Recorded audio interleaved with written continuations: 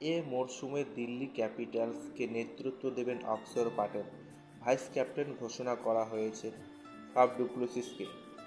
Management বদল থেকে শুরু করে কোচিং টিম, এমনকি ক্যাপ্টেনও আইপিএলে দিল্লি ফ্র্যাঞ্চাইজিকে এবার নয়া দিল্লি ক্যাপিটালস বলা যেতে পারে।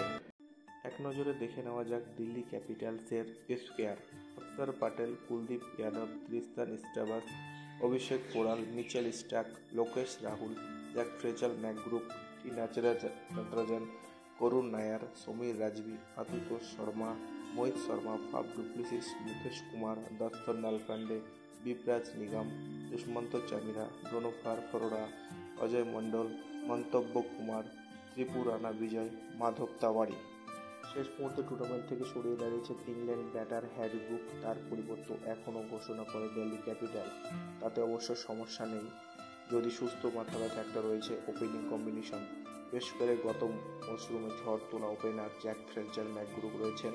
এই মরশুমে নেওয়া হয়েছে লোকেশ রাহুল, ফাফ ডু প্লেসিসকে। তেমনই হাতে গোনা ম্যাচ ওপেনিং করেছেন অভিষেক পোড়াল।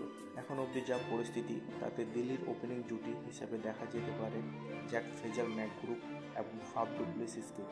লোকেশ রাহুল 3 নম্বরে নামতে পারে, 4-এ অভিষেক পোড়াল।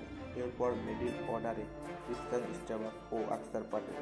বোলিংয়ের নানা বিকল্প রয়েছে, সবচেয়ে বড় শক্তি বাঁ হাতি পেসার মিচেল স্টার্ক। পেস আক্রমণে তার সঙ্গে থাকছেন মুকেশ কুমার, মোহিত শর্মা ও টি নটরাজন। অক্ষরের পাশাপাশি স্পেশালিস্ট স্পিনার হিসেবে কুলদীপ যাদব, ইম্প্যাক্ট প্লেয়ার হিসেবে দেখা যেতে পারে আশুতোষ শর্মাকে। তবে ভুললে চলবে না ঘরোয়া ক্রিকেটে দুর্দান্ত মরশুমে কাটানো অভিজ্ঞ করুণ নায়ারের কথা।